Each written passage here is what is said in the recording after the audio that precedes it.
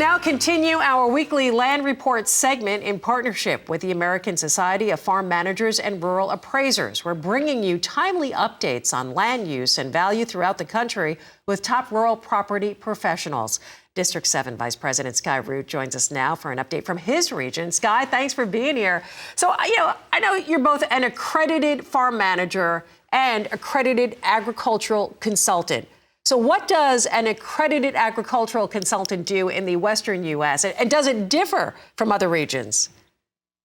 It's a great question. Good to be on with you. At a basic level, we're no different than any other regional agricultural consultant. But when you start to think about some of the considerations of the Western United States, we have very unique water management issues, specialty crops, some differences in ag tech implementation, and just how we interact with some of our diversified cropping systems, and all of that combined is creates some unique consulting opportunities in the Western United States. I want to talk about water in the West. What's going on regionally with the water outlook for farmers this season?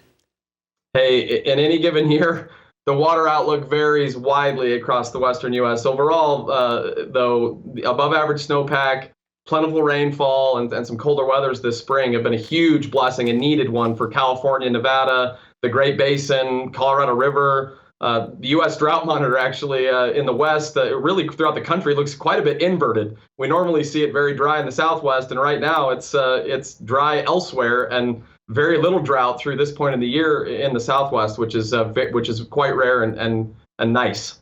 That snowpack, I know, a big help. But, typically when we talk about California, Arizona, I know they're always looking for sustainable solutions to their water problems. Anything on that front that you're hearing?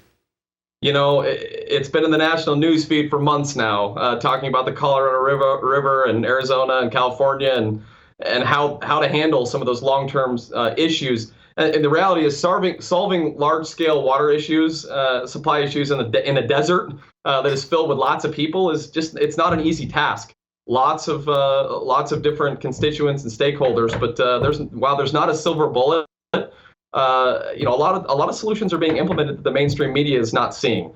Things like meaningful water conservation or water reuse, desalination, improving infrastructure that's over 100 years old. So there's things that are happening and will continue to happen, including the creation of some market mechanisms. Yeah, so a lot of stuff happening, unfortunately, right? The mainstream media doesn't cover all of that, but a lot of work being done on that front. Skye, I'd like to talk about what's happening with farmland values in your region. What are you seeing there? Much like the rest of the United States, values are strong, they're stable. There's really no immediate decreasing. We'll see where interest rates go and then how they influence things. But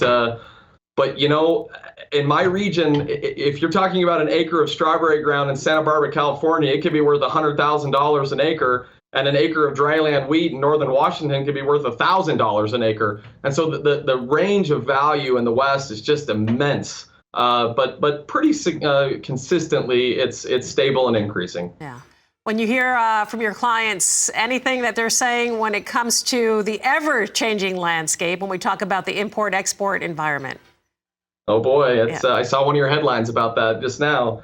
The last 5 years have been very challenging nationwide, regardless of who you are, that dynamic.